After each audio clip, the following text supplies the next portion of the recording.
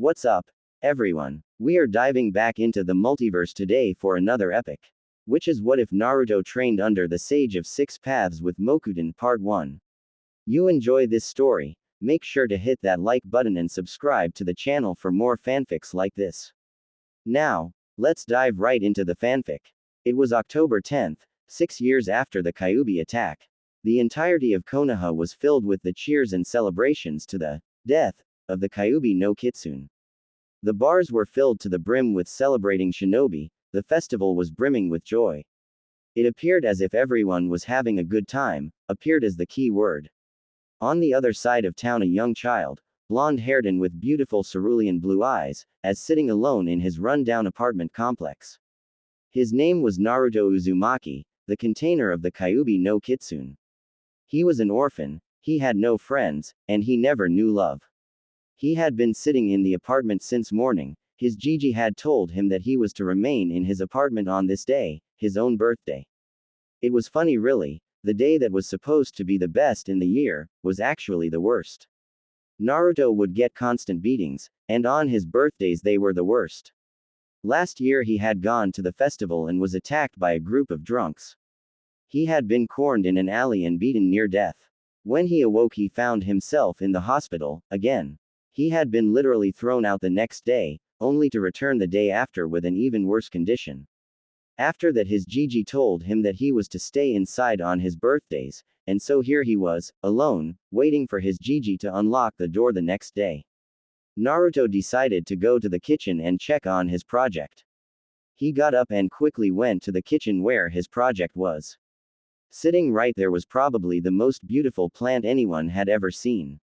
It had beautiful leaves that had a perfect texture. The flowers drooped in the morning, but at night they stood up to show a beautiful blue flower. It was probably the rarest and most difficult flower to grow in all of Fire Country. It was called a tenshirin, or angel's orchid. It was so difficult to grow that no one was able to tell if the legends about it were true. It is said that when the orchid reaches the end of its first pollination cycle, the stems release nectar that is said to cure all poisons. It was also said that the orchid could regrow a destroyed limb in under a few hours. Some even said that it had such a high water content that it was incapable of being burned. Naruto had gotten a seedling when he was on a trip with his Gigi to the fire daimyo. He remembered that day so well that he could see it every time he closed his eyes. Flashback. The Sandaime had gone to the fire daimyo to secure a meeting with the newest daimyo of Hai no Kuni. Since he was too afraid to leave Naruto in Konoha without his protection, he decided to bring him with him. When they arrived, Naruto was quivering. Over the years he had been abused so badly that he became extremely wary of other people, fearing they would hurt him. Naruto had lost many a chance to make friends because of it. The daimyo personally met Sarutobi at the gates with a young girl. She was about a year or so older than Naruto. She was introduced as the daimyo's daughter. Naruto quickly hid behind his Gigi's legs. The girl saw this and walked over to him. "Hi, what's your name?" Naruto looked at the girl with a quivering expression.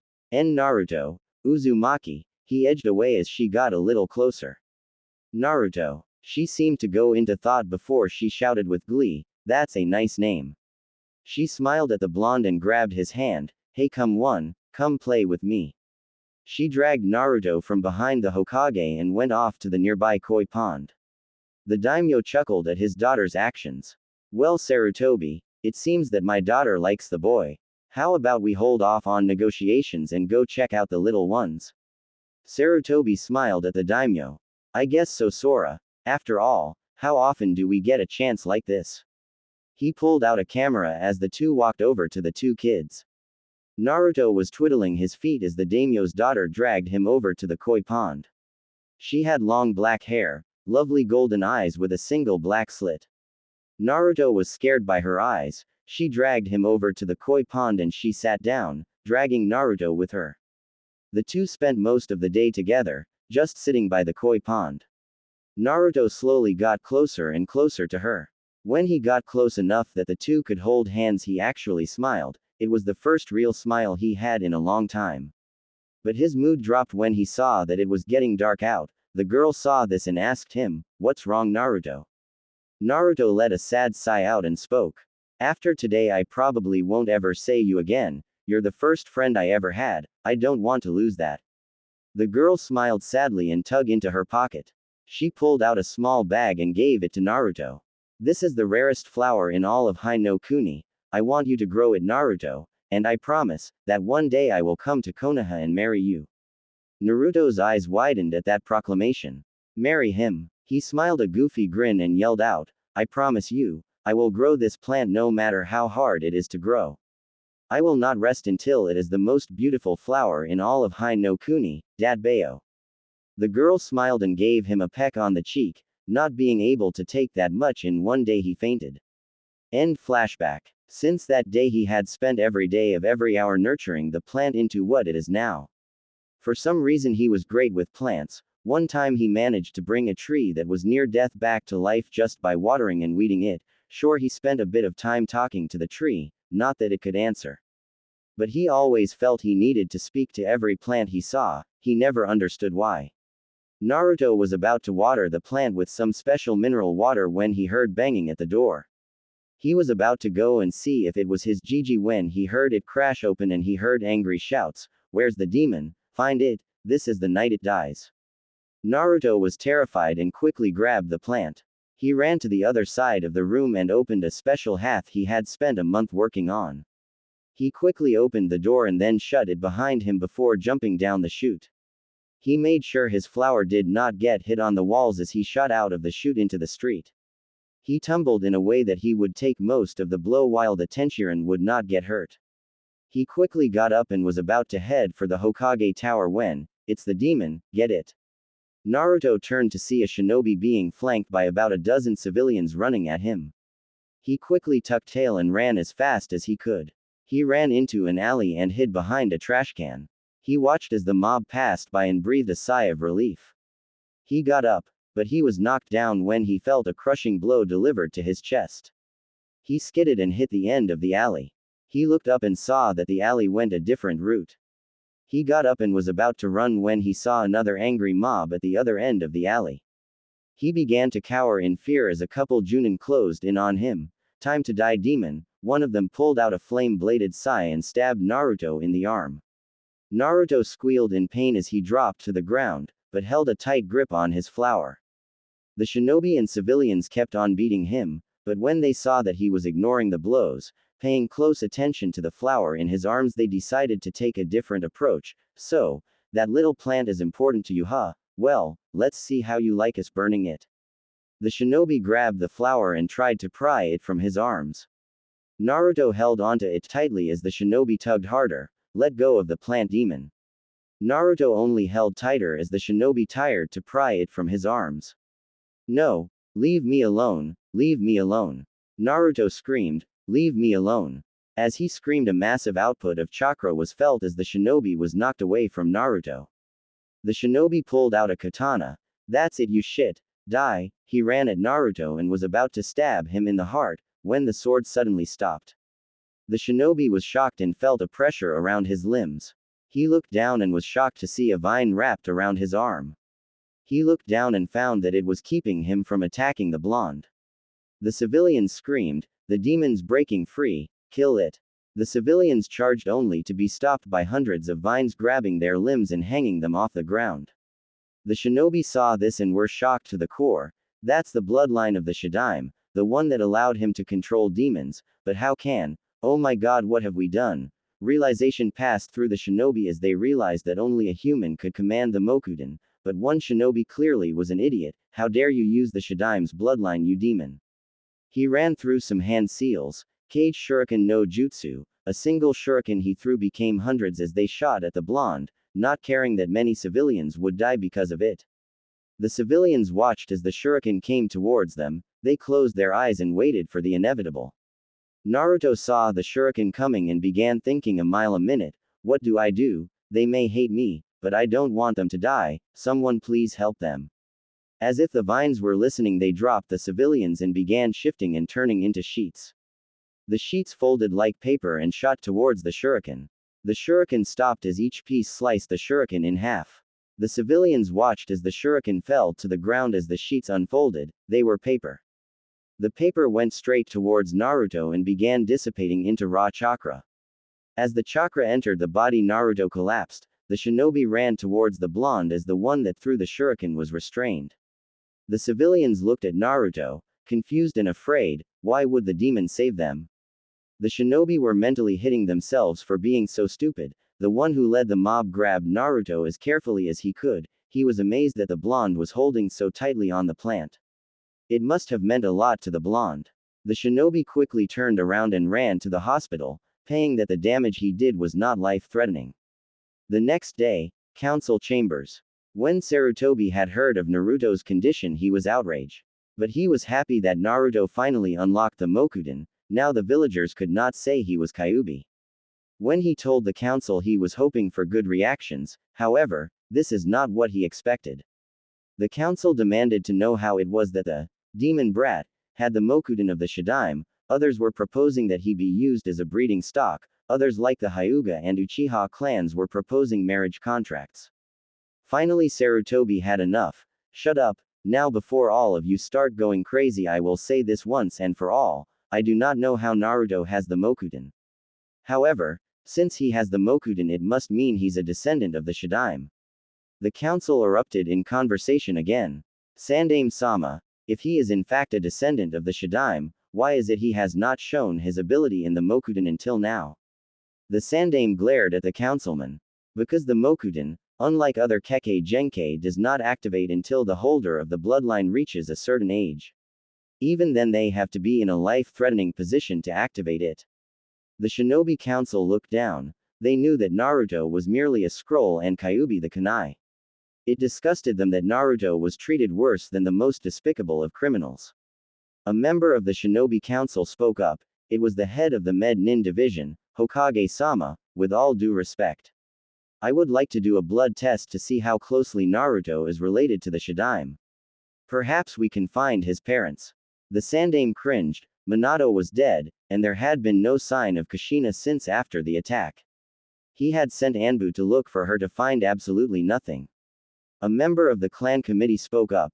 Sandaime-sama, if Naruto has the Mokuton, then that means he is the heir of the Senju family. If that is the case, we must contact Tsunade. If we cannot locate his parents, then she should be able to raise him.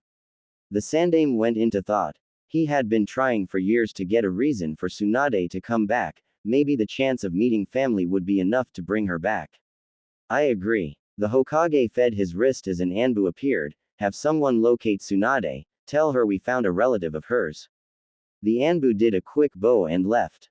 Sarutobi was about to address the council when Fugaku spoke up. Hokage-sama, what of the regards to the boy's future? If he is indeed a member of the Senju family, then I humbly request that he be betrothed to a member of my clan. The Senju and Uchiha were rivals, and the chance for an alliance will be most beneficial to the future of our clans. Fugaku was interrupted by Hiashi, who did a quick glare at the Uchiha clan head. Fugaku, you only wish to increase the strength of your clan. Besides, I feel it would be more beneficial if he were to marry my firstborn. So far she shows no signs of becoming a true clan head. And I have seen how she takes glances at the boy. As such, I wish to arrange a marriage between the two. The council continued in uproar until Danzo shouted, why not give him to me? I can make him the most powerful shinobi in Konoha. With his skills in Mokuton, and whatever that paper technique is, along with the Kyuubi's chakra, we could train him to surpass even the greatest of shinobi. None would ever dare oppose our power. The civilians at first agreed with Danzo, until Sum snapped at the war hawk. Danzo, you old fool. Do you honestly think we will let you take care of the pup after what we found in your Nei headquarters, or have you forgotten why we shut down your little group? Danzo sneered at the woman as he sat down. Sarutobi sighed in frustration. He finally made his decision. I will allow the medical corps to take a blood sample and attempt to find his parentage. Once Tsunade returns, we may be able to find some more information on the subject. As for the marriage contracts, come to my office later and we will discuss that matter. Sarutobi got up and was about to call the meeting to an end when an Anbu appeared in the room. Sandaime-sama, Naruto is gone. The council looked at the Anbu as if he had grown a second head. What? The Anbu cowered in fear as he reached into his pocket and pulled out a note. This is all I found, my lord. The Sandaime took the letter and read it. Dear Gigi, I am leaving Konoha for a while. If I can't even be safe in my own apartment on my birthday, then I can't stay here until I am strong enough to defend myself. I will return in time to take the final year of the Genin exams. Yours truly, Naruto Uzumaki. Sarutobi sighed as he read the letter. It seems Naruto has left the village. He will return for the final year of the Genin exams. The civilians screamed in outrage. How can you be so casual about the last known heir of the Senju clan that possessed the Mokuton has left the village, at the possibility of dying. Taking the Mokuton with him. The Sandaime glared at the civilians. You did not care for him until after he got his bloodline, and since Naruto does not possess the Senju name, he is not under the jurisdiction of the clan committee. Also, since the Mokuton only occurred in the Shidaime, we have not registered it as a Konoha bloodline, thus we can do nothing about it. The head of the civilian council screamed in outrage, her pink hair flopping everywhere. He is a relation of the Senju clan, we cannot risk their extinction.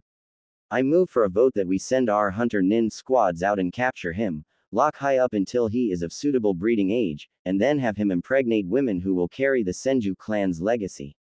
Many of the civilians agreed, but a quick burst of killing intent shut them up.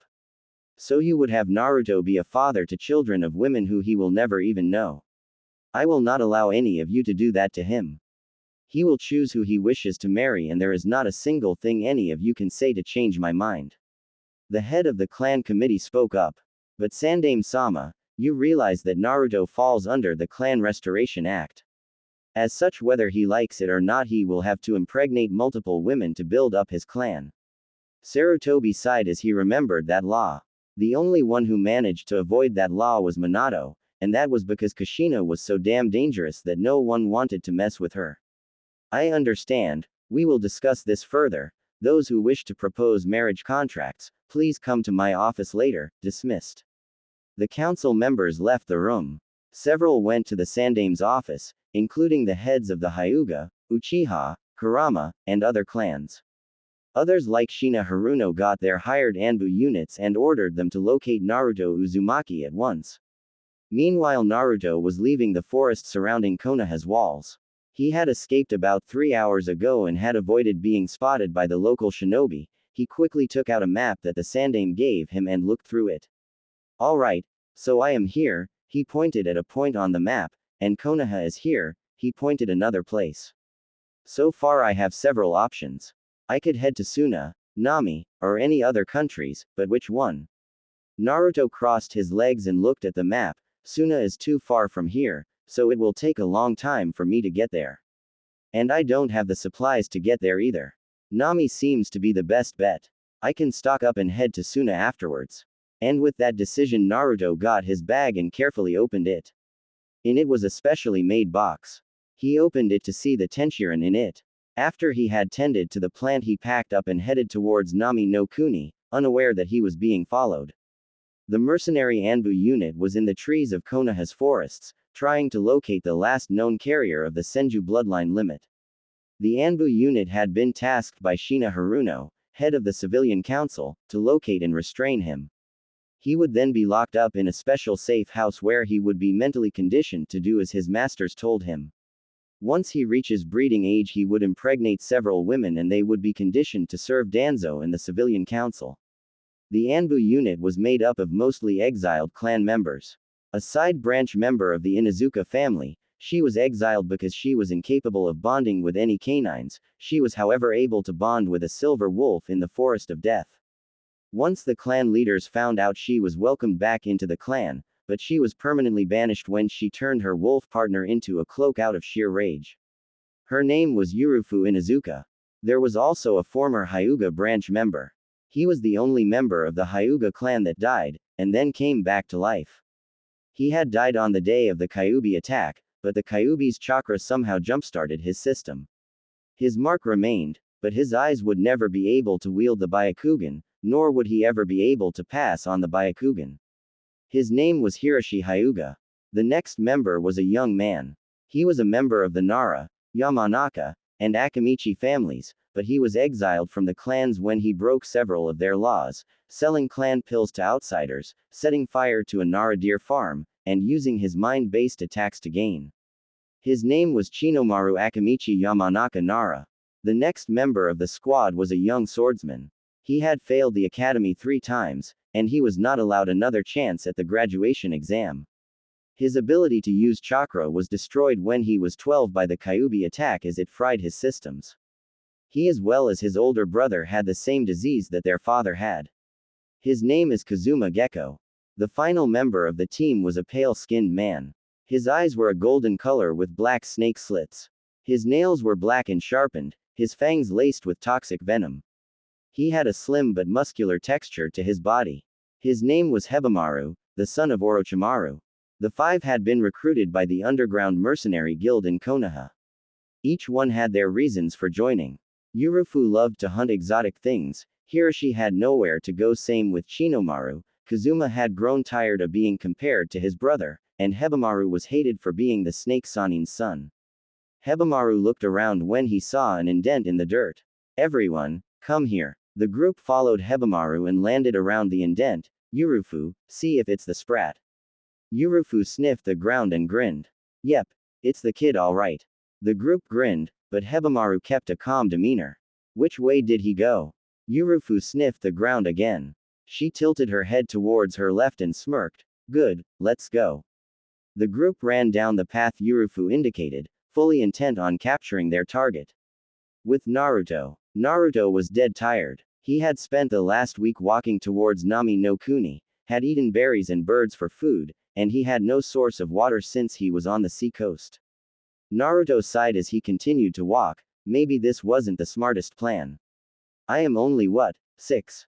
How the hell am I supposed to take care of myself out here? Naruto continued walking. He stopped when he heard people jeering. He looked in the direction he heard it from and found a dock. He looked closer and saw there was a group of kids about his age surrounding a little boy. He ran over to find a sight that severely pissed him off. 3 boys about a year older than him were surrounding and picking on a kid at the age of 3. Naruto quickly ran across the bridge as he listened to their conversation. Because of your new father, our parents punished us. The clear ring leader said. Yeah, how's about we show you your place, brat? The boy pushed the little kid to the ground. Please, leave me alone. The kids laughed at the boy as the last kid pulled up a plank of wood. Sayonara, shit stain. The kid swung the plank and. Hey. The kids turned around to see a blonde-haired kid with blue eyes staring at them. Leave the kid alone. The kids laughed at the statement. And who's going to make us, you? Naruto smirked and ran at the boys while they were still trying to recover from laughing so hard. He grabbed the ring leader's hair and brought his head down, smashing his knee into his face. He then grabbed the plank out of the boy's hand and swung it right across the other 2's face. The 3 tumbled down as Naruto slammed his foot on the ring leader's back. You were saying. The other 2 quickly got up and ran as fast as they could. Naruto quickly kicked the leader in the stomach as he too ran off. He then turned towards the young boy. He was quivering a bit as Naruto approached him. Hey kid, you alright? The boy was shocked at Naruto's kindness, but he answered. Why yes, mister. Naruto chuckled at the statement. Call me Naruto, what's your name? The boy seemed to perk up. Inari, thank you for helping me. Naruto helped Inari to his feet, but when Inari cringed, Naruto looked at his leg. It was injured and swollen. He doubted he would be walking for a few days. Okay kid, looks like either you will have to limp back home, or I will carry you. Naruto did a goofy grin. The second option is probably better. He scooped Inari up in his arms and began walking down the docks. So, which way is your house? Inari got a meek smile on his face as he answered. It's across the river. Naruto mentally face-faulted at that, but I know someone who can take us across. Naruto smiled as Inari directed him to where they could get across. The man who took them across brought them over free of charge. When Naruto asked why Inari was all the way out here, he said it was because the boy's parents offered to take him around while his Ka-chan had the day off. The 2 walked through town. Well, more so Naruto walked through town while Inari was on his back. They finally arrived at a nice little house on the shore. Naruto walked up to the door and used his foot to knock since his arms were being used to carry Inari. He only had to wait a few moments when the door opened to reveal a very beautiful woman with silky black hair and lovely brown eyes. Her eyes widened when she saw Inari. Inari, what happened?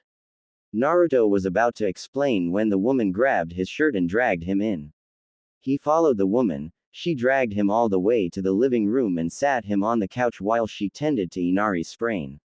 She cast a sharp glance at Naruto. What happened to my baby? Naruto immediately felt scared and began to sweat. He quickly explained what happened. When the woman glanced at Inari for confirmation, he quickly nodded. The woman gave a nervous smile at Naruto. Sorry, it's just that too many people pick on my little Inari, but why was he being attacked by those boys? I am going to have a talk with their mothers about this. Naruto smiled at the woman as the door opened. In walked a man with black spiky hair and an X-shaped scar on his chin. He seemed to wear fisherman's clothes. He looked at the scene in the living room and gave a stern look at the blonde. Have you been harassing my son? Naruto quickly retold the story and the man smiled. Good, I am sorry, but I don't like seeing my son get hurt. Anyways, why don't you stay over for dinner, unless of course you have to be somewhere. Naruto smiled. Sure, why not? The family sat down to a meal of fish and salad. Halfway through the meal an elderly man came in. His name was Tazuna and he was Inari's grandfather. Once he was told of how Naruto helped out Inari, he grabbed the boy in a headlock. Ha, you're alright kid, hey, how's about ya come with me tomorrow? I can teach ya a bit of stuff while we're there. Naruto smiles at Tazuna. Sure, why not? I have nowhere to be for a couple years. The family was shocked by this. He didn't have to be anywhere for a couple years. What about his parents and family? Tsunami spoke up. But Naruto, won't your friends and family get lonely? Naruto dropped his smile at the mention of friends. He looked down before he let a sad smile cross his features. No, I have no friends, and my family is either dead or abandoned me. The table went silent when they heard the abandoned part. It's no big deal, but since I had to grow up fast, I never really had time for fun. Tsunami walked over to Naruto and wrapped him up in a hug. Oh, you poor thing. Inari walked over and hugged his leg while Tazuna and Kaiza spoke to each other at the side. Kaiza, how about you and I teach the boy some things? If what he says is true, then he probably doesn't know about taking care of himself outside of wherever he lives. I'll teach him some building techniques and you teach him how to fish. Maybe we can get Tsunami to teach him how to cook. Kaiza, though, for a minute, he would love to do this, but he also thought that perhaps they should just adopt him. But Naruto seemed to be like him, preferring to go far rather than tie himself anywhere. Tsunami was his only exception. He loved her just like he did his adopted son. Alright, we can ask him after dinner and see what we can teach him. The two agreed and went back to eating. Afterwards Naruto agreed to learning from them. The next day Tazuna brought Naruto with him to his building project. They were working on building a pipe system that would lead to a water filtration plant. Since they were on the ocean, the usual freshwater areas were actually salty, not the best thing to drink. While they were building, Tazuna showed Naruto the basic pipes. He also showed Naruto the filter system. Naruto soaked up all the information and made sure he remembered. After all, since he was going to be traveling a lot, he needed to learn this stuff. He even helped out Tazuna. Some of the pipes were too small for Tazuna to work on, so Naruto had to help out a bit. Naruto crawled through the pipes and tightened the bolts. When the day was done, they went home. Kaiza brought Naruto with him and showed him how to fish. After half an hour of fishing, Kaiza started a conversation. So Naruto, what was life back home? He turned to see Naruto's eyes gloss over as he got a sad expression on his face. Kaiza quirked an eyebrow at this. I would rather not talk about it, not yet anyways. Naruto went back to fishing, but Kaiza seemed insistent. You may feel better if you talk about it. Naruto turned towards Kaiza and spoke. No, I won't. Kaiza sighed, but he got a thoughtful expression on his features. What could have happened in the village to make it so Naruto does not even want to talk about it? He decided to ask him later and went back to fishing. He suddenly felt something jerk on his fishing pole. Kaiza began tugging on the line as he reeled in what was on the line. He kept letting off some slack as more and more splashes were shown. Naruto got up and helped Tazuna tug on the line. Finally, after half an hour of pulling, they finally reeled in a large swordfish. Once they brought it back to the house, they cut it up. Half of what was ate that night was eaten as sushi, the rest was stir-fired or grilled. Naruto had helped cook the dinner and had learned about the various spices. The same process repeated with Naruto taking part in wood chopping, shopping. He even babysat Inari for a little while. The two were playing in the park when the same three bullies came up to them with reinforcements. "Hey brat, we still haven't paid you back for how your stepdad got us in trouble. This time we brought some friends." He indicated the 10 or so kids behind him. Naruto got up and got into a basic academy stance in front of Inari. "You want him? You go through me." A large kid with a wooden plank ran forwards and kicked Naruto in the ribs. "Love to." He turned his head towards the group of kids. "Get him." The kids ran at Inari, who quickly curled into a ball as they pulled out a bunch of things to hit him with. Naruto tried to get up, but he was smacked across the back of his head by a wooden plank as he fell to the ground, blanking out as darkness claimed him. Mindscape. Naruto groggily opened his eyes to find himself in knee-deep water. He quickly shot up and looked around. He was in a sewer, but the walls were covered in roots. He looked around as he saw the wood begin to peel like paper. He began walking down the halls of the sewer. He kept taking what seemed like random directions, but he felt as if he was going the right way. Naruto went through another passage when he saw a large gate. It seemed like it was bolt shut and it was covered with hundreds of vines and roots. He looked closer to find an imprint of a hand. He placed his hand over it and it immediately glowed red. He watched as the doors cracked open as the tree roots suddenly tore themselves away from the door and pierced the ground behind him. He began to panic as a fierce wind picked up and pulled him in. He tried to make a grab for one of the roots, but he found himself unable to grab anything. He was finally pulled through the doorway as the gates closed with a slam. The wind stopped as he began to tumble. He pushed himself up and brushed himself off. He looked around as he saw the room light up with hundreds of seals wrapping around the room. He saw a pedestal with 2 palm prints on them and walked over. "What the hell? What is going on?" Naruto sighed as he placed his palms on the handprints. Oh well, the handprints glowed as his body was charged with a warm energy. It was calm and serene. Outside of Mindscape, Naruto suddenly awoke and looked up. The group of boys were about to wail a beating on Inari that would permanently injure him. He threw an open palm strike as a mass of tree roots ripped from the ground and wrapped around the boys. He then twisted his wrist as the roots went upwards, suspending the boys in the air. The large boy that knocked him down grabbed a plank of wood and threw it at Naruto. Naruto swung his arm as the board was sliced in half. The large boy was shocked until he looked at Naruto's hand, then he was terrified. Naruto's hand had turned into a blade that looked like it was made from paper. The blade quickly shifted and folded until it was a simple hand again. Naruto ran at the boy and kicked him in the stomach and then threw his arm out as a root came out of the ground and wrapped around the large boy. Naruto walked over to the bound 6-year-old and sneered in his face. "How do you like me now?" He added a bit of killing intent to make his point. Naruto walked back to the house with Inari that evening. It was the last evening he would be staying there, so he decided that he would cook dinner tonight. Inari and him were the only ones home since Kaiza went fishing, Tsunami was shopping, and Tazuna was still building that water filter. Naruto had gone to the nearby beach and began casting out his lines.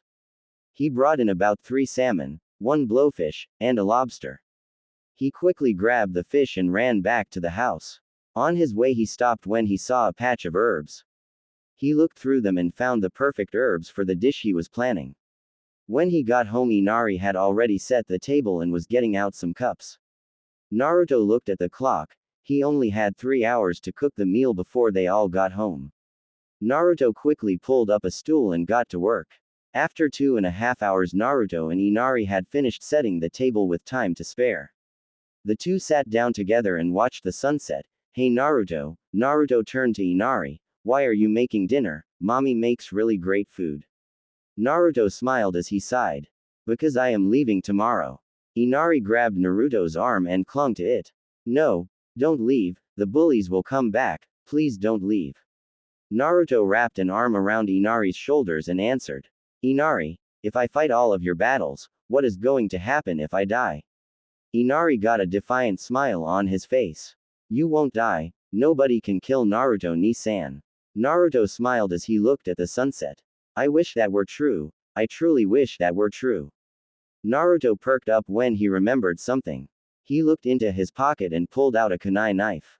He looked at it. It was a blunt kunai with a rusted tint to it. It was his favorite kunai. He had gotten it from his first sensei. She had helped him out so much. But a week later she was fired and replaced with a cruel teacher who would belittle him in front of everyone. Naruto placed the kunai in Inari's hand. Inari, out of all my possessions, this is one of my most important.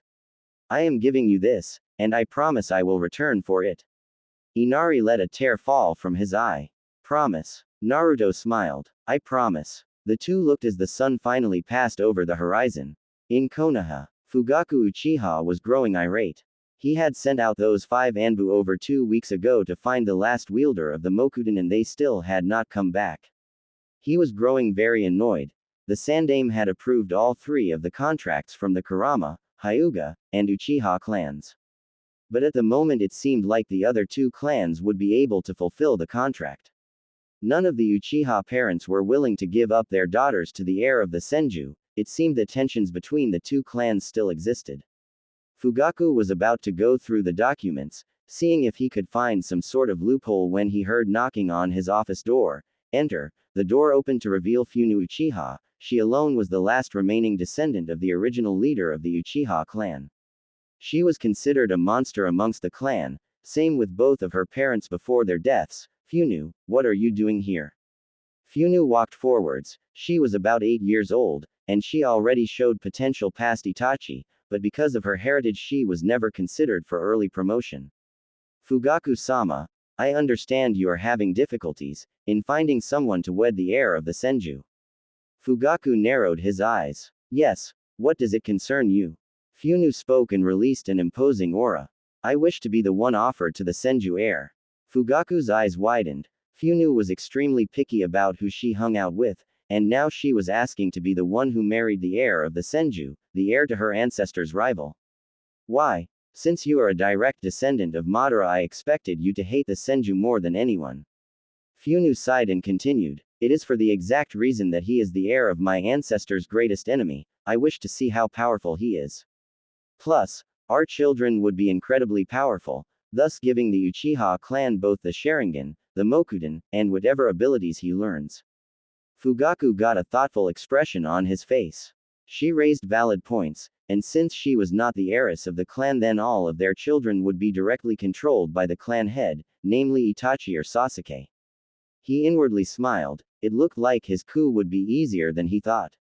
Very well, I will sign in your name and have it delivered to the Hokage Tower tomorrow. Funu bowed and left Fugaku's office. Fugaku ever noticed the smile on her face. Fugaku, you fool, you just secured that your clan will fall. For once I marry my Naruto-kun, I will leave this clan forever, taking the ultimate Sharingan with me. Funu's eyes turned red, the fully developed Sharingan in her eye, then it suddenly shifted into a symbol that looked like a biohazard sign. Hyuga Compound. The Hyuga Compound was locked up, serene, quiet, until Hiashi told Hinata she was now betrothed to Naruto. The elders were rolling on the floor clutching their ears when Hinata let loose a fangirl scream that would probably take down the Kyuubi itself. Hinata herself was jumping up and down on her father's stomach saying thank you over and over again. The branch members that were watching could barely contain their laughter, except for one Neji Hyuga. Hinata had a massive grin on her face as she was bouncing around, screaming how their wedding night would be one to remember, the flowers, the dress, the chance of a family. Hitomi, Hinata's mother, was standing off to the side with her newly born daughter Hanabi. She was smiling that her daughter got the man of her dreams, just like she got with her Hiashi-kun. Hiashi, he was starting to regret telling her before she turned genin. After all, that was when the two would get married. It was also the day after that Naruto would marry the heiress of the Kurama clan. He had no idea how Fugaku was going to get Naruto to marry someone of his clan. but he had to smile at the fact that his daughter was so happy. With Naruto, 2 weeks later. Naruto had left Nami no Kuni the day after. He had then headed straight towards Suna. He had stopped in 3 cities on the way. One where he had gambled a bit, he remembered that it was Tanzaku town or something like that. He had won over 200,000 ryo at an old gambling hut.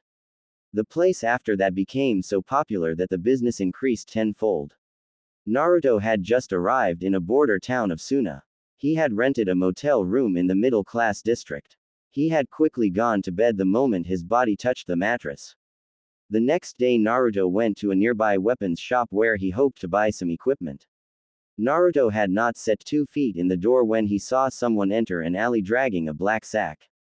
He was curious as to what was going on and walked towards the alley. He looked to find a red-haired teen wearing a sand-colored cloak and a scorpion mark on his armband. He looked closer to find that he had a Suna headband, but it had a slash mark through it. He looked closer and watched as the man opened the sack to reveal a dead body. Naruto watched in fascination as he inspected the body. He combed the body over with a calculating eye as he ran diagnostic jutsu after diagnostic jutsu over the body. He seemed to be pleased with the body as he smiled. He quickly packed up the bag. Naruto tried to get a closer look, crash, and knocked over a bucket of glass. The man turned around and saw Naruto. He quickly turned and ran as fast as he could. He looked behind to see that the man was slowly following him. Naruto ran even faster. He turned down an alley that had a bunch of trash cans. He ran to the end of the alley and it pointed 2 different ways. He turned to see the same man casually walking down the alley. Naruto panicked and ran left. He exited the alley into a large crowd of people. They were all dressed in masks, some were Oni masks, tiger masks, hell there was a mask of every possible animal you could think of. Naruto turned and looked behind him, the man wasn't there. He breathed a sigh of relief. Excuse me, child. Naruto's blood turned cold when he heard that emotionless voice. Might I ask what you were doing watching me? Naruto swallowed as he kept saying the same mantra in his head. Oh shit, oh shit, oh shit. Naruto was about to run when he felt a cold hand grasp his shoulder. He slowly turned around as his eyes widened when he saw who was behind him. It was the exact same man from the alley. Naruto did the only thing he could think of at that moment. Thump! Naruto fainted in the middle of the street. The man bent down and looked at Naruto. Such a strange child. Well, might as well take him with me. No sense leaving him in the middle of the street. The man picked him up and carried him in his arms as he began thinking, the child is clearly only 6 or 7 years old, and by the looks of it he is an orphan. I wonder. The man smiled to himself as he carried Naruto to his apartment in the red light district. Akasuna no Sasori may have finally found an apprentice. Naruto slowly opened his eyes. He groaned as he rubbed the sleep from his eyes. Damn, what happened to me? Naruto pushed himself up and fully opened his eyes. He was in a ratty room with holes in the walls. The ceiling looked like it had mold growing on it. He looked to find that there was a window. It was cracked, but it was still a window. He walked over to the window and looked at the curtains. They looked like they had been eaten by moths. Naruto looked around. Why the hell was he here? The last thing he remembered was that he was running away from some man who had a corpse in a bag. He accidentally caught the man's attention and, oh shit. Naruto began to panic as he looked around, praying that he could somehow escape. He ran to the door and grabbed the handle as he turned it, to find that it was locked. He looked at the window and ran to it. He opened it up, sending a few shards of glass in random directions. He stuck his leg through the window and was about to jump out, when he saw how high up he was. The room was at least on the 3rd floor. No, make that 4th floor. Naruto went back in the room and looked around, trying to find some way to get out. He looked around, but he stopped in his tracks when he heard the doorknob begin to see. He looked around as the door opened. Akasuna no Sasori walked through the doorway carrying a black bag the size of a man. He looked around and spoke, looks like he got away. He walked and put the bag on the bed, or did he? He slowly stepped around the room. If he did escape, how did he get away? And if he is still here, where is? He snapped his head to the left towards his closet. He He twitched his fingers as the closet flew off its hinges, revealing Naruto cowering in the corner. He quickly ran to the window and was about to jump out of it when Sasori quickly shunshined behind Naruto, grabbing his shirt. Naruto struggled as he tried to get out of the mon's grip. EGH, let me go, I haven't done anything to you. Sasori threw Naruto on the bed right next to the bag. Naruto looked up in fear. Sasori walked forward and sat on the side of the bed. Naruto was confused. Why was the man not trying to kill him? Sasori let a dry chuckle escape his lips. Don't worry, child, I have no intention of hurting you. In fact, I brought you here because you seem to be in bad condition. A good thing too, it was supposed to get pretty cold this evening, and with what you are wearing you won't last long. Naruto looked down and had to agree. All he was wearing was a loose set of rags, a worn-out pair of socks, and only had a bag of crackers. He lost the rest of the food when he was jumped by a pair of kids 3 days ago. Naruto nervously smiled but let his face fall. Sasori saw this. I also saw a bit of potential in you, boy. Naruto looked up. You seem to have massive chakra reserves, enough that you will have a severe amount of trouble depleting them, but since you are young, and if taught to control it properly, you could be great. Naruto smiled at the mon's praise. Thus, I wish to take you as my apprentice. Naruto looked up in shock. Really? Sasori nodded his head. Yada, so when do we start? In Tanzaku town, Tsunade and Shizune were carrying a sack of loot. After Tsunade had lost all of their grocery money, Shizune had pushed her out of the way. In less than 10 minutes they had managed to get 10,000 ryo. Shizune chose to carry the bag. Tsunade however wanted to continue gambling. Come on Shizune, just 1,000 ryo. Shizune turned to her master. No. 500 ryo. No. 400 ryo. No. Tsunade-sama, you need to get out of this gambling habit of yours. We already have debts with several influential individuals. We don't need any more fees we have to pay when we don't even have enough to pay for the debts we have. Tsunade slumped her shoulders. The two had been traveling for the last 6 years. They were both registered as Konoha shinobi, but they chose to leave Konoha. The last time they were in Konoha was 6 years ago when Minato's child was about to be born. If they had not been there then Kushina would have died in childbirth. After the Kyuubi attacked she watched as the hospital was set ablaze. She ran into the hospital and found that almost everyone was affected by the Kyuubi's malevolent chakra, most of them going into shock. The next day she fled the village with Shizune when she was told that Kushina and her child was dead. The two entered their hotel room, Tsunade Senju. They looked to find a Konoha Anbu standing in the corner. Tsunade immediately got angry. What do you want? The Anbu stood at attention. Tsunade Senju, I have an S-class message that I must give to you. Alone, he turned towards Shizune indicating that she needed to leave the room. Shizune, said apprentice turned towards her master, I'll be fine, go. Shizune turned towards the door and began to walk out, but she turned her head towards the Anbu with a stern glare. Anything happens to Tsunade-sama, you die. She walked out of the room and closed the door. Tsunade turned towards the Anbu who was pulling out a scroll. So, what does the old goat want? The Anbu passed her the scroll. She looked at it curiously and began to unroll it. She looked it over. When she finally got through it her eyes widened beyond all possible proportions. Outside of the room, Shizune was standing outside the door. It was too quiet to be normal.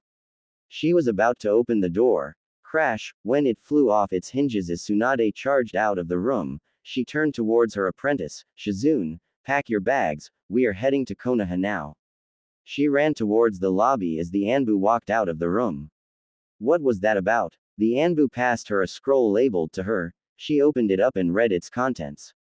Dear Shizune, no doubt you have seen Tsunade's reaction to the scroll she received. The scroll entailed details of a living user of the Mokuton blood limit.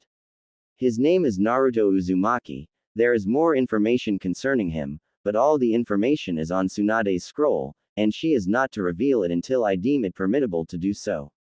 The reason I am telling you this is because no doubt Tsunade will try to use her funds to buy a menagerie of items for a certain reason. I want you to prevent her from doing that. She does not need more debts than she already has.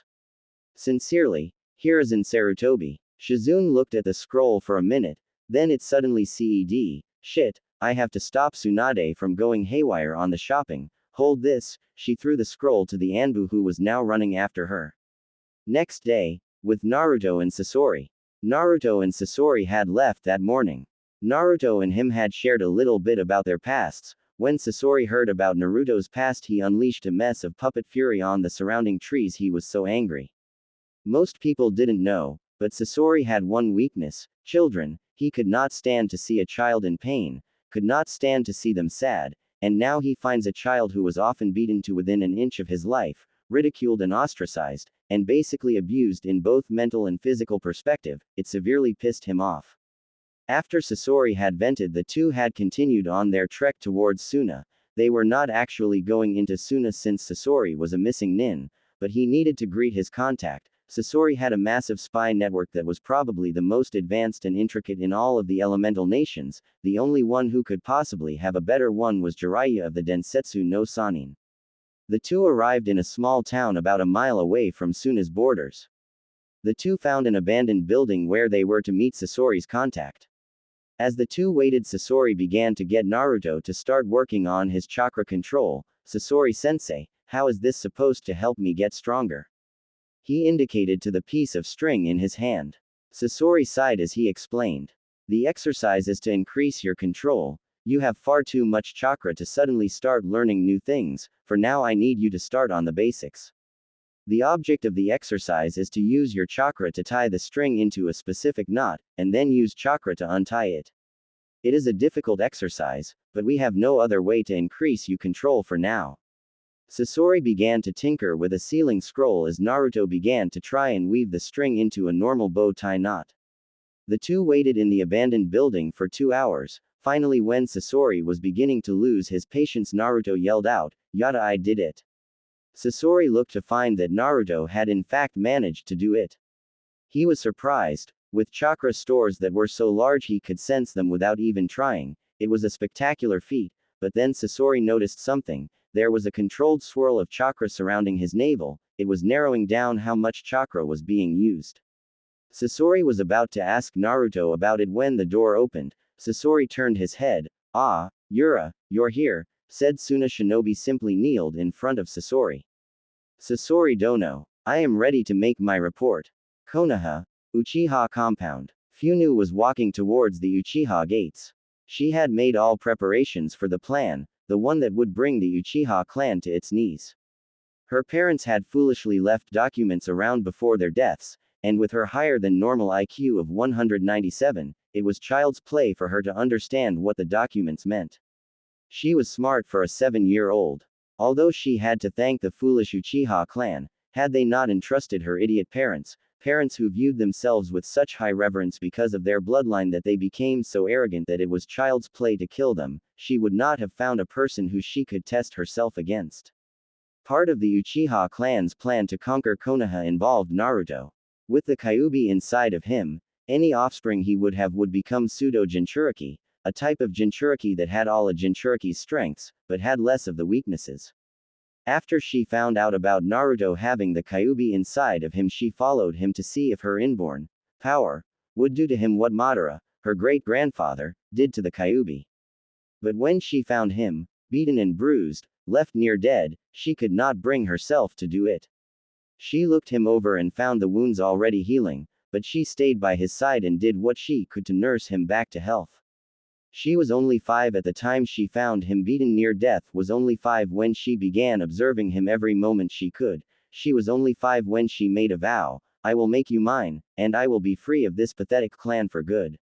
And now, she was betrothed to him. Now all she had to do was make sure that she was dominant in the group of girls that are lining up to have Naruto. She had no problem sharing. What she had a problem with was being submissive.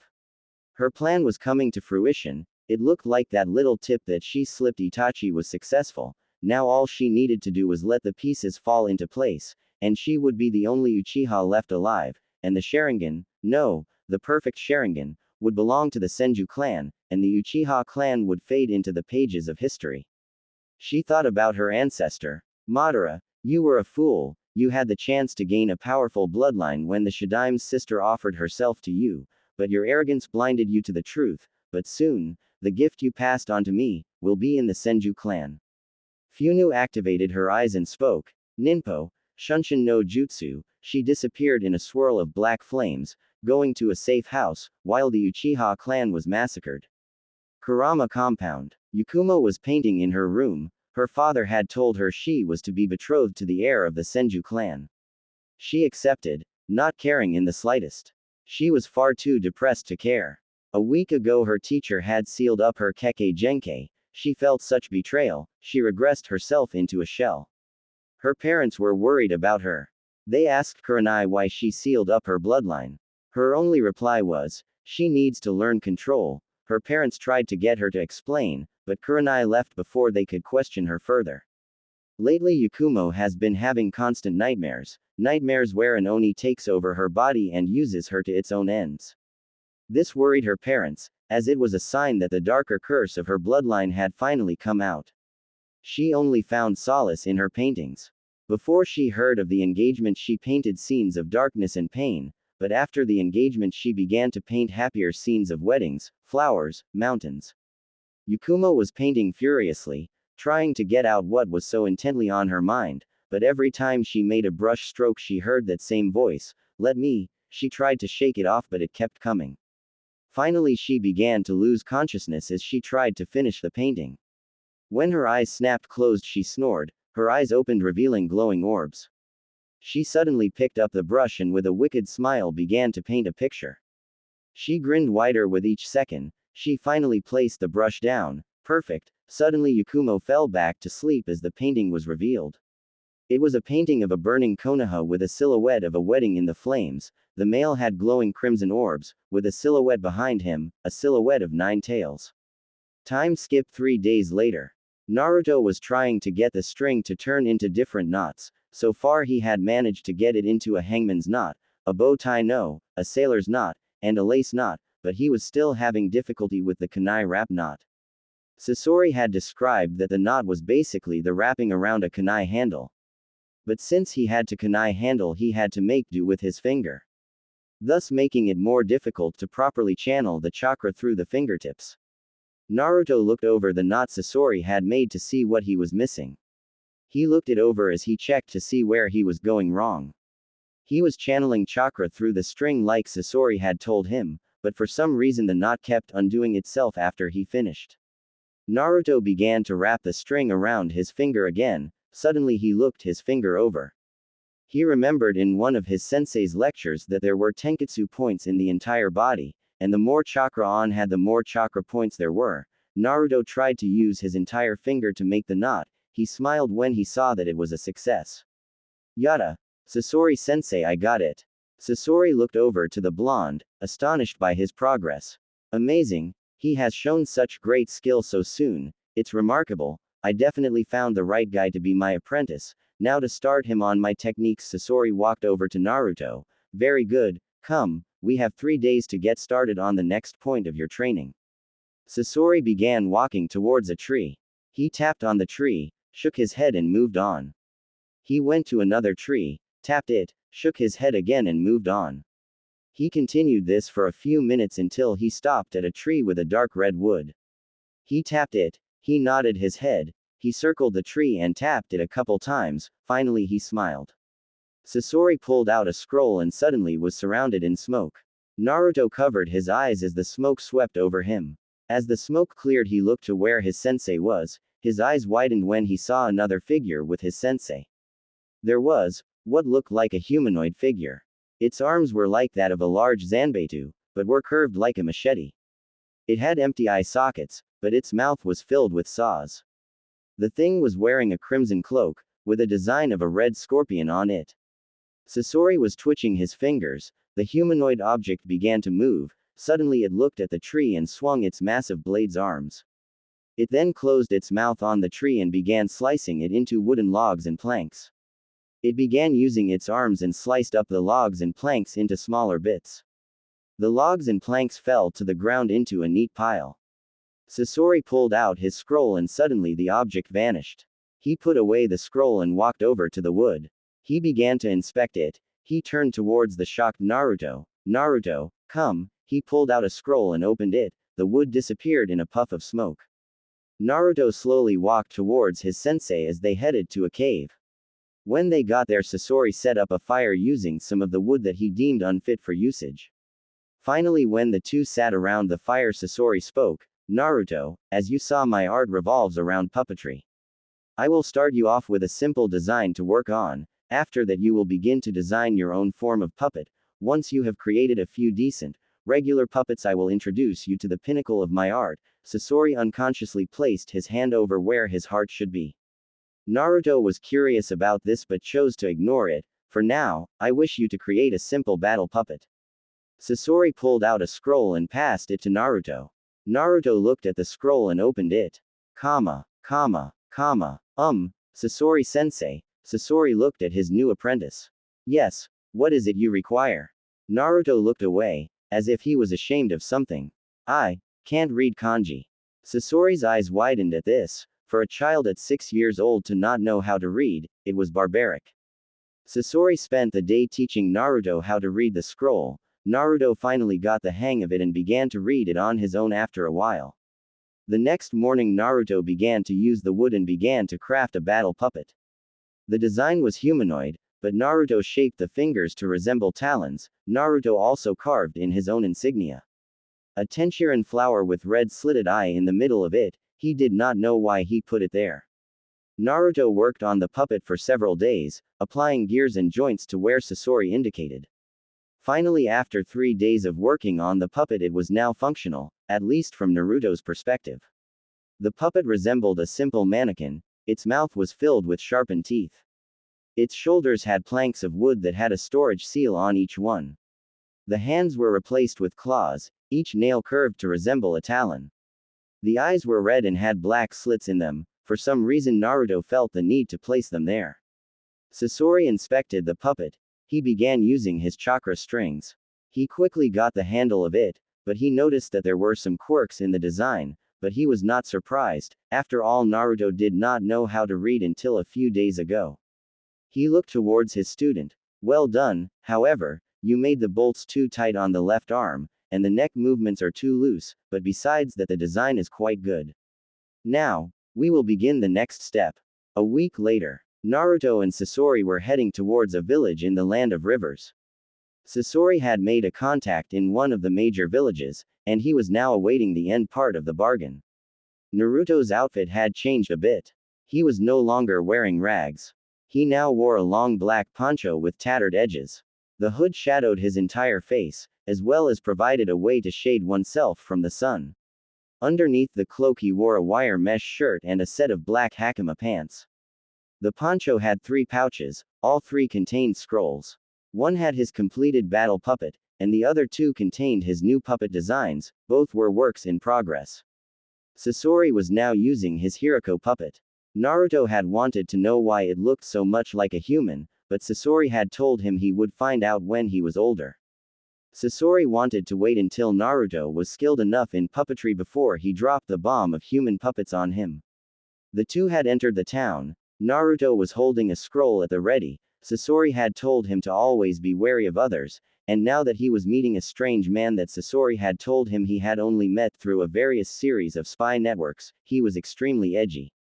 The two arrived at their intended destination. It was an old cave near a river. The cave was covered by a genjutsu. Sasori placed his palm near the cave entrance and the genjutsu dropped, revealing a beautiful pagoda door. The door opened as the two walked through it. When they entered, there was a light in the middle of the room with a man wearing a black cloak with red clouds standing to the side. His face was covered by a straw hat with bells on it. The man spoke with a stoic voice, "Akasuna no Sasori, I have what you asked for." He reached into his cloak and pulled out a scroll and passed it to Sasori. Said missing nin took the scroll and gave it to Naruto, who placed it in a pocket in his hakama pants. "I must thank you. Without your poisons I would not have been able to pull off my feat."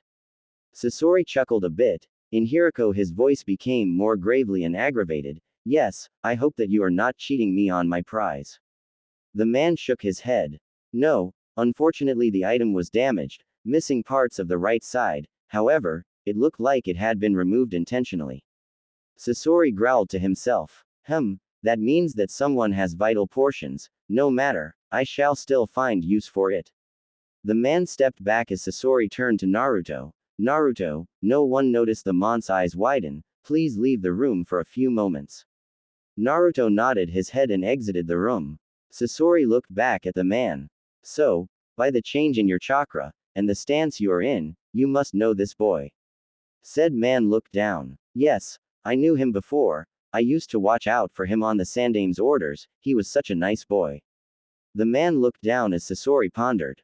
Yes, he is a nice boy, and he shows amazing potential in my art, hopefully he will surpass me before I expire. The man nodded his head. Well, I must be off. Also, Itachi reached into his cloak, I have a message for you, from my organization.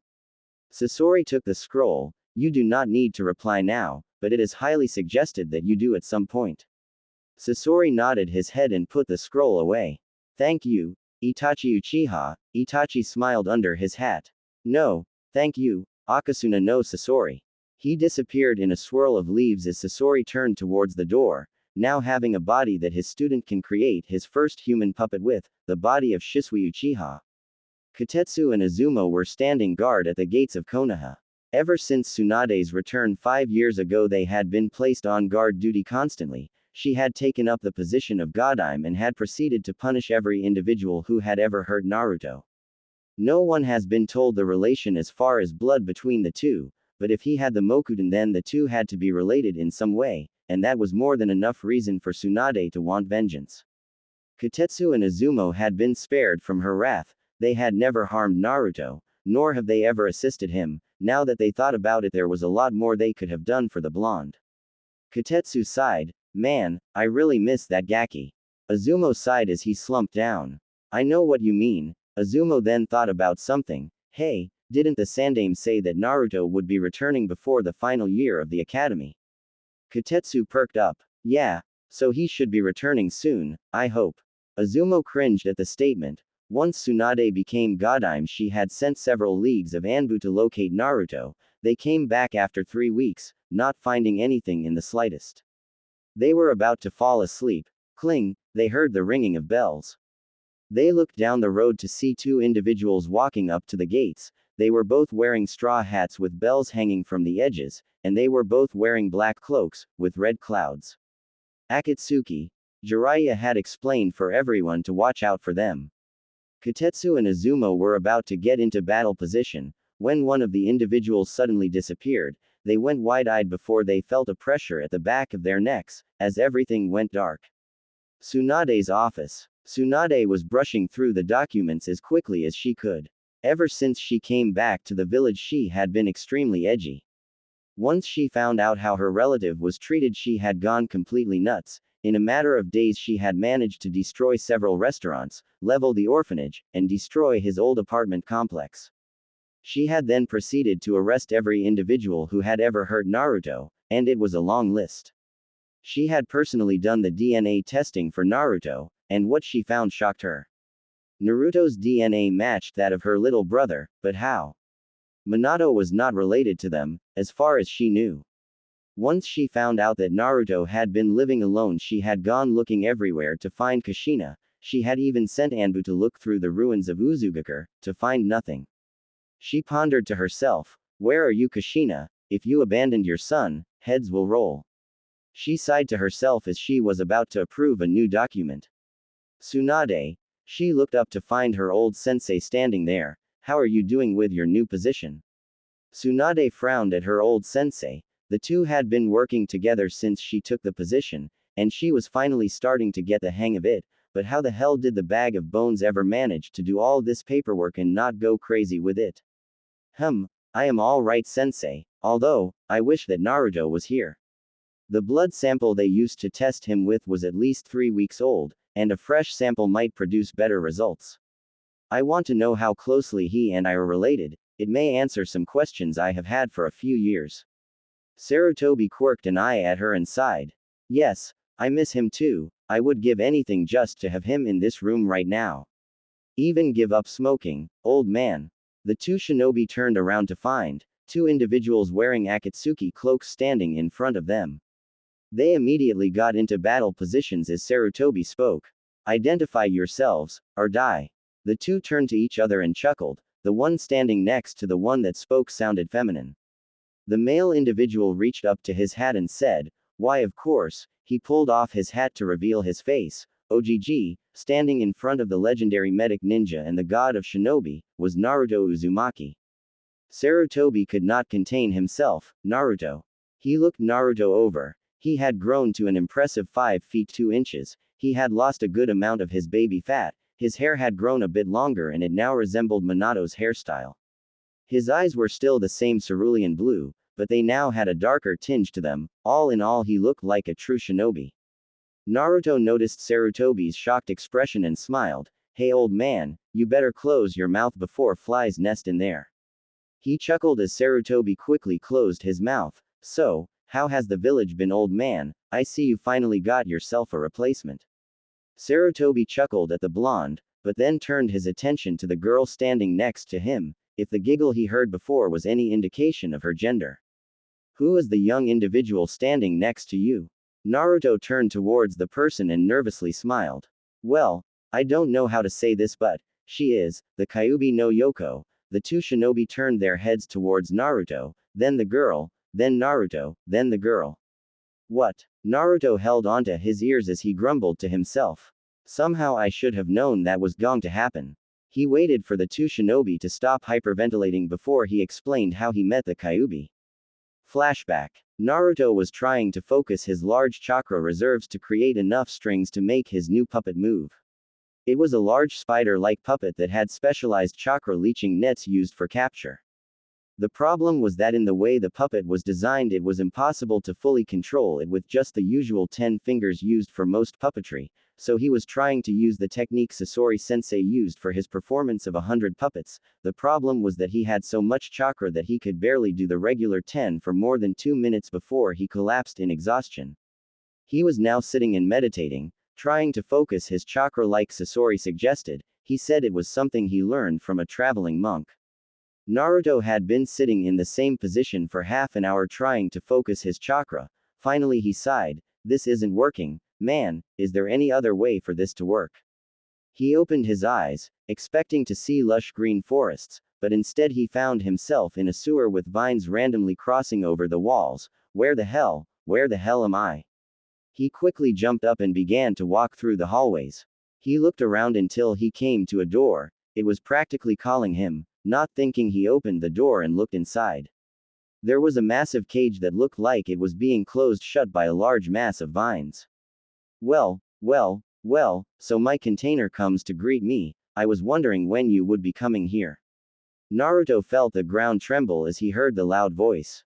He looked into the cage as steam began to come out from between the bars. Naruto's eyes widened as a toothy grin appeared along with a set of glowing crimson orbs. "So, to what do I how this pleasure, little one?"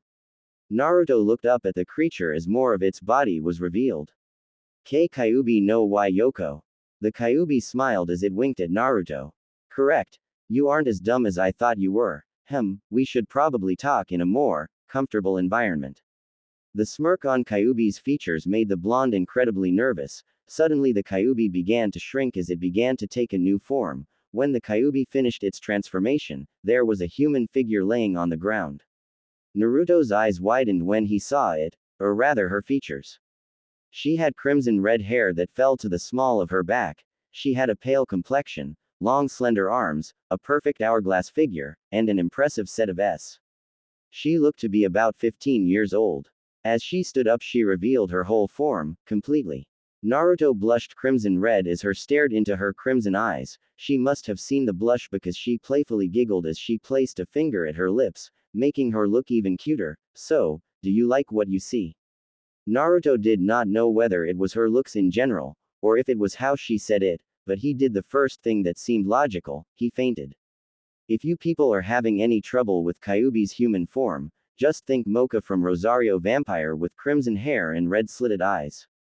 End flashback. Sarutobi stared at the blonde, having a hard time believing what he said, but then again, Naruto hasn't lied to him as of yet, so, how did she escape from the seal? Naruto sighed. He opened his mouth, probably about to answer, when the door was opened by a frantic Hiashi Hyuga. "Hokage-sama, 2 Akatsuki members have been spotted at. He looked around as he saw that there were several individuals in the room. He then saw the Akatsuki cloaks. Hokage-sama, why are there 2 Akatsuki members in your office? Hiyashi looked at Tsunade expectantly. Tsunade opened her mouth to answer, when she suddenly felt a large mass of killing intent, coming from Naruto. Naruto was glaring at Hiyashi with a look that would possibly scare Orochimaru. You. He performed a set of hand seals and pulled out a scroll. The scroll released a bath of white smoke as a puppet came flying out of it. Hiyashi was so shocked that he had no time to move. He watched as the puppet came at him and noticed its features. It was very skeletal. Its mask was like that of a ghoul. Its cloak was tattered and ruined. And it was carrying a massive scythe. He was about to get into a Juyuken stance. Stop.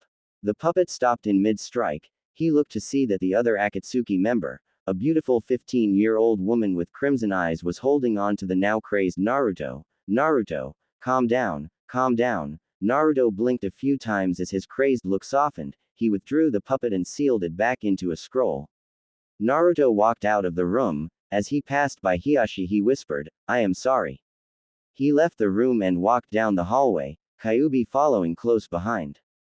Hiyashi looked at Tsunade with a look that said, what the just happened?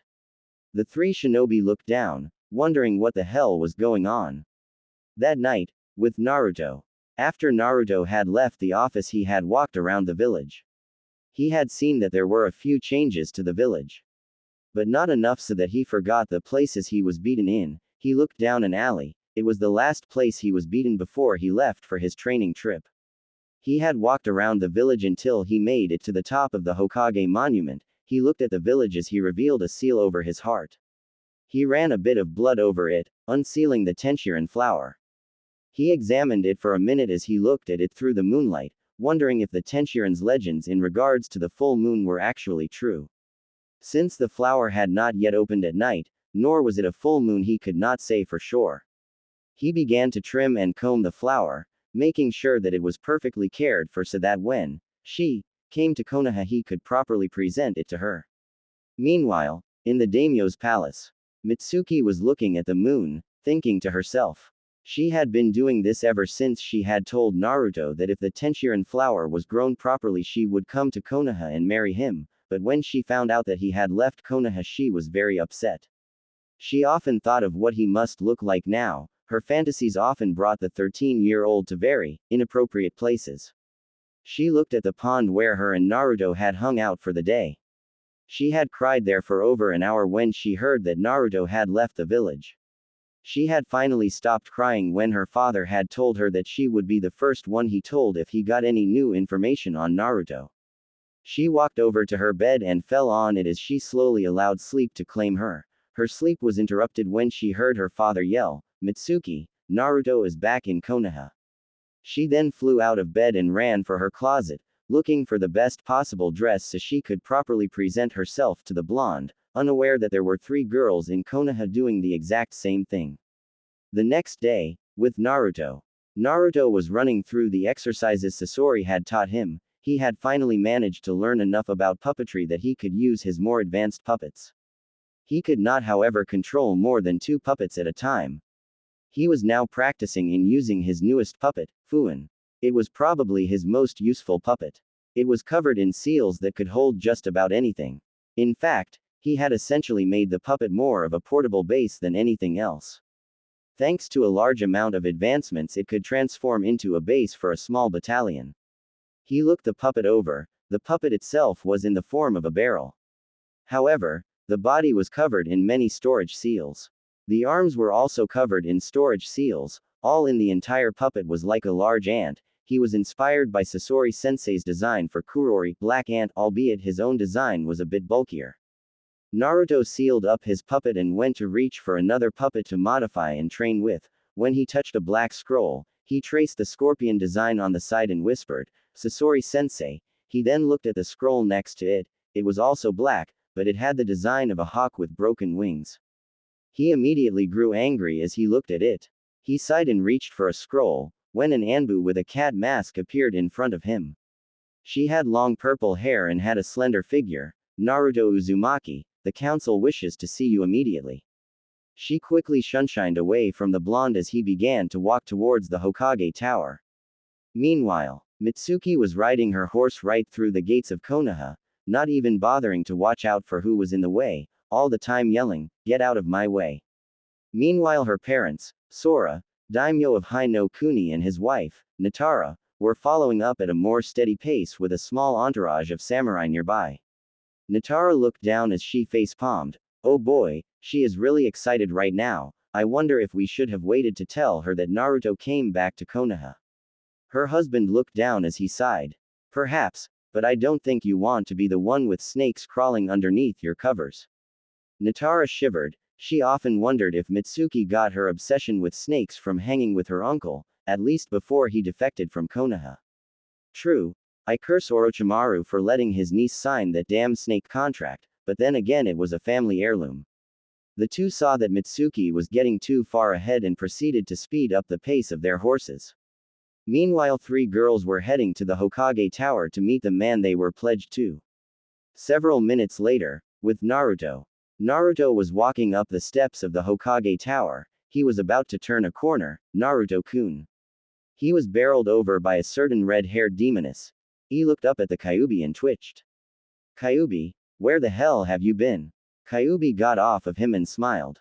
Oh, you see, I went to the hot springs for a dip. But they were so nice and comfortable that I fell asleep in there. Sorry for making you worry, Naruto-kun. She wrapped him up in a hug and positioned his face in between her s. Naruto began waving his arms around as he began to lose the ability to breathe. Finally Kyuubi stopped giving him the pleasurable hug of breathlessness, and finally released him. He got up and began taking deep breaths. Okay, just don't worry me like that again, okay? She nodded her head and did a mock salute. Yes sir. Naruto face-palmed as they began to walk to the council chamber. Naruto knew the Hokage Tower like the back of his hand, so it was no problem getting around. When they finally found the council chamber, he did what he normally did and just kicked the door right in. I am here, what do you want? The council looked at the blonde and his companion as he simply walked into the council chambers like he owned the place. He sat in a chair on the side of the wall as Kyuubi sat in the one next to him. So, what am I here for? Suddenly the doors were thrown off their hinges when Tsunade came barging through it, Sarutobi following close behind, and began yelling at the council. What the hell were you all thinking? How dare you do something like T the moment he leaves the village to train for a few years? The council began to shiver as Tsunade released a massive amount of killing intent. Naruto looked at Tsunade with a shocked and confused expression. What the hell is going on here? Tsunade turned to Naruto and sighed. Naruto, I think it would be best if you sat down for this. She passed him a bottle of sake. I know you are underage, but once you hear what the council has to say, you are definitely going to need it. He nervously took the bottle of ake and looked at it quizzically. Thanks, I guess. He slowly edged to the seat he was assigned to and sat down. All the clan heads looked at him. He was about to say something when Sarutobi's old Kunoichi teammate stood up. Naruto Uzumaki, as I am sure you know, you are the last remaining user of the Mokuton blood limit, as well as the user of a paper bloodline that we have decided to call. She was cut off by Naruto. Origami no Jutsu. The council looked at Naruto quizzically. The art is Origami no Jutsu. It is an aim no kuni style of fighting that uses the bloodline of Ranbunhada, or paper body. The council looked at him as if he had grown a second head. He began to massage his temples. I went through aim no kuni and met my aunt, Konan Uzumaki. She says that her and her twin sister were separated when their parents divorced. Apparently my mother's name is Kushina Uzumaki. What? The yell came from the clan heads. All of them going bug-eyed at the name. Shibi, surprisingly, was the first to voice his concerns. You mean that he is the son of Kushina? Then that means, Shibi's glasses fell from his nose, revealing his compound eyes as he fainted from shock. Hiyashi was surprisingly the one who continued. He is Minato's son. Shit. Hiyashi also proceeded to pass out. Sume stood up and shouted at the Sandame. You bastard, you told us he was dead. Sarutobi looked down as he explained. Minato had too many enemies, and Iwa would love nothing more than to get their hands on Naruto. I did what I thought was right to keep him safe. He looked towards Naruto, who was confused. Not that I am not enjoying you all yelling at each other, but who is Minato? If he is my father, I have a right to know. Naruto looked at the Sandaime with an expectant look. Look, Naruto, would love to tell you who your father is, but your father had too many enemies and they would love nothing more than to kill you. Naruto glared at the Sandaime and indicated to the civilian council. And having my own village try to kill me is much better. I would rather be in danger from outside enemies than inside enemies. And if my parents are alive, I would like to know, please. Sarutobi saw the look in his eyes. It was not one he had ever seen on the blonde, it was desperation. He sighed as he answered Naruto's question. Naruto, your father, was Minato Namikaze, the Yondaime Hokage, the one who sealed Kyuubi inside of you. Naruto had a blank look on his face as he stared at the Sandaime. What? Naruto exploded, releasing chakra in such high amounts it was visible. The council was so shocked by his chakra output that they were not able to prepare for the shockwave that came with it. Naruto began to grind his teeth together as he began to angrily ramble. You mean to tell me that my own father condemned me to a life of hell? What the kind of father would do that to his own son? He fell into his chair and sighed, bitching and ing about it isn't going to help me. The council looked at the blonde as he then looked back at the council. So, if I may ask, why the hell was I brought here in the first place? He council looked at him. Tsunade decided to answer for him. The council, in its infinite wisdom, chose to have you arranged to marry 3 young girls from the Uchiha, Hyuga, and Kurama clans. Naruto's eyes bugged out. He then reached for the bottle of sake, corked off the top and then drank it as quickly as he could. He then screwed back on the top as he looked at the council. Meanwhile, outside the council chambers, Funu Uchiha, Hinata Hyuga, Yakumo Kurama, and Mitsuki were standing outside the council room doors. Hinata was being escorted by her mother, Funu was walking alone, Yakumo was being escorted by her grandfather, and Mitsuki was being escorted by the daimyo. They were about to open the doors when they heard a loud yell of "What?" The group looked at the doors as a single thought went through their heads, what is going on here? Naruto was releasing so much killing intent that he actually made a few older shinobi counselors soil themselves. Are you telling me that I leave for a few years, and without my consent you all arrange marriages for me with girls that I have never even met? What the is wrong with you people?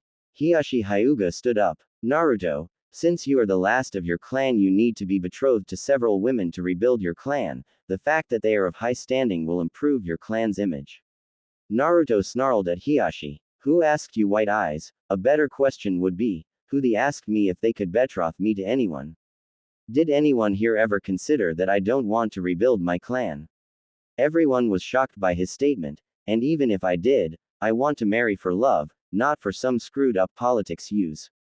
Naruto turned towards the doors of the council chamber. He turned back to the council, and by the way, I already have someone in mind for a possible wife.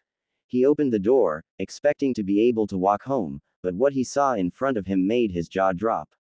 There were 4 absolutely beautiful girls standing at the front of the council room, all of them wearing illustrious kimonos. The girl to the far left was wearing a black kimono with ornate flaming designs running up the cloth. Her hair was tied back in a regal ponytail. Her lips had a luscious red lipstick to it. Her eyes were perfectly shaded, a deep midnight black. She carried herself with an authoritative stance that would be worthy of a true kunoichi. The girl standing next to her had beautiful dark purple, and was wearing a white kimono with feathers coming from a raven as a design. Her lips had a slight tint to show a small amount of makeup. Her eyes were like the Hyuga heads, but they were a softer lavender color. She carried herself with a shy stance, but he could see an underlying potential in her. The girl next to her was stunning. She had a pale complexion, as well as stunning dark red hair, almost a brownish color to it. She was wearing an earthen kimono with ornate vines crawling up the side. Her lips were lightly tinted red, and she had a small amount of blush. She carried herself with a calm, tranquil stance. The last girl left him speechless. The girl was wearing a lovely green kimono with beautiful ornate serpents along the designs, stitching and hemming. Her hair was a silky black and her eyes were golden with snake-like slits. She carried herself with a clearly excited stance. he knew who she was. After all, she was the one who gave him the Tenshinhan flower. Naruto stared at all four beautiful girls and he began to stutter. Ah, ma, humana, ha, thump, and he fainted. Hinata, Funu, Yakumo, and Mitsuki looked at Naruto. They suddenly turned to each other and screamed, "Look what you did to him." The girls began to bicker and argue as their escorts sighed to themselves. This is going to be more difficult than we thought, isn't it? They all watched as the girls continued to bicker as Kyuubi picked up Naruto and carried him back into the council room. After they had managed to get the girls settled down, they had all re-entered the council chambers. Kyuubi had managed to wake up Naruto, but she was currently trying to convince Naruto to remain long enough to at least consider the benefits, and she was currently failing. Kyuubi, look, I understand where you are going with this, and the fact of the matter is that I do not wish to accept the CRA.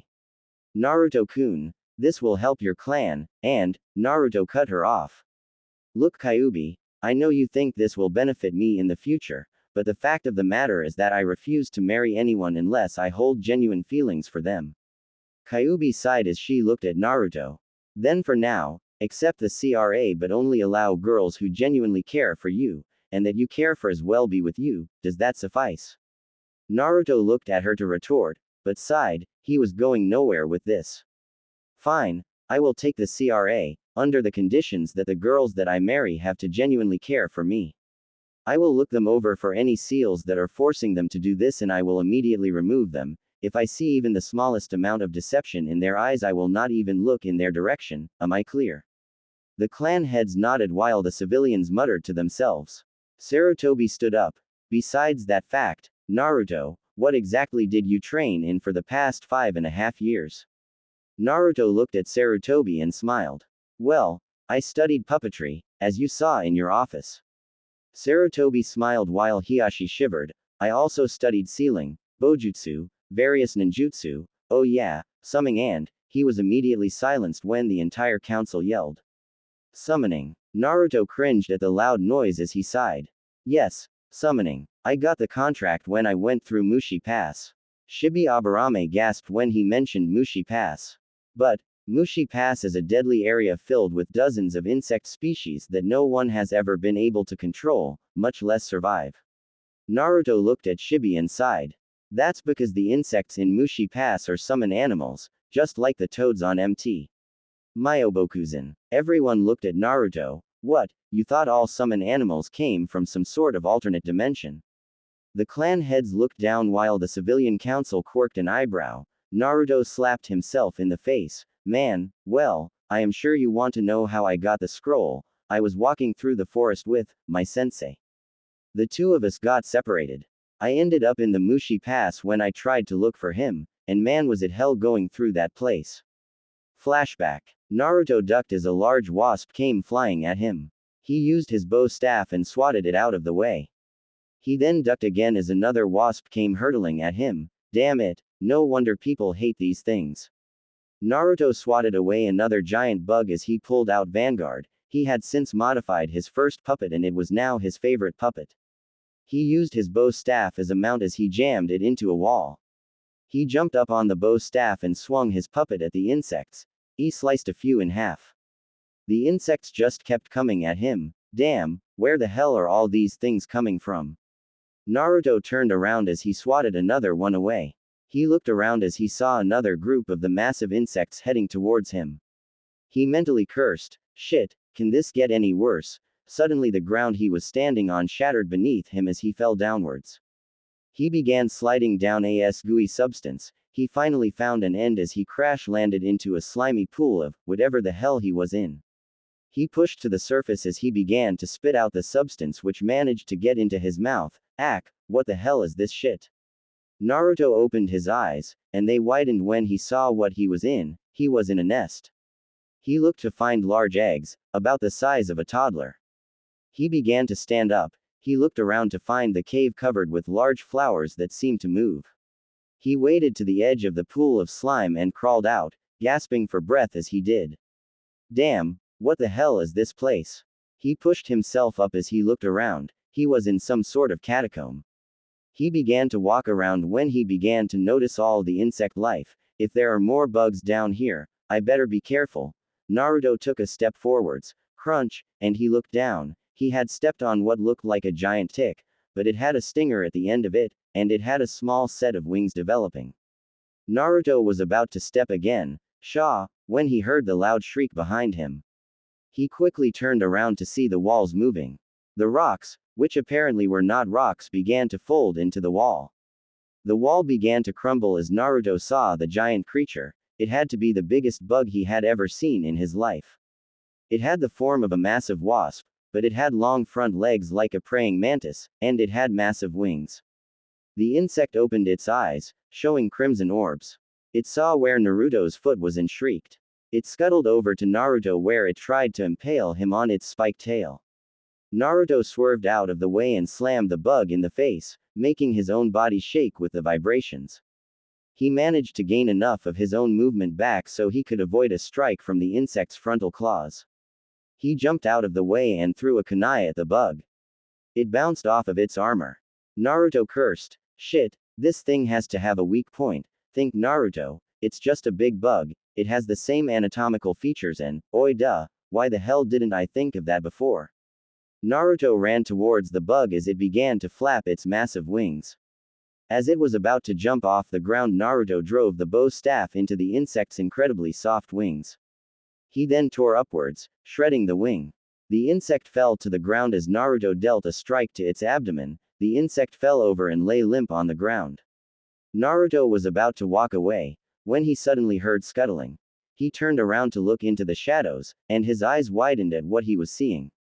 There were large beetles coming at him, but they seemed to be going at a steady pace. His eyes widened when he realized why they were going so slow.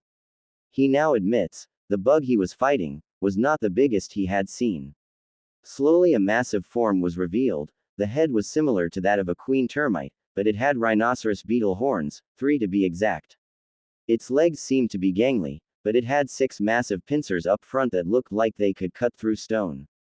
As more of the insect was revealed, he noticed large green pods on its back. Suddenly one of the pods exploded as a worm-like creature fell to the ground. It squirmed for a minute while it began to move towards one of the pools. The insect began to raise itself as Naruto noticed that the end of its body was connected to what appeared to be a massive sack. The flowers he saw in the cave began to light up, and his eyes widened in horror. The sack that the insect was connected to went deep into the catacombs and circled around the nearby sludge pools as they poured out more sludge. He stared into the insect's compound eyes. He could have sworn he heard a hissing sound come from it before it directed its attention to the insect that Naruto had just barely defeated. It began to see and hiss at the insect. The insect responded by hissing and CS as well. The two continued this until the massive insect, which had to be big enough to be a boss summon, directed its attention to the Walbahi. Thanks for listening. In the next part. In the meantime, please leave a review. I would love to hear your feedback, especially if it helps me improve the overall story.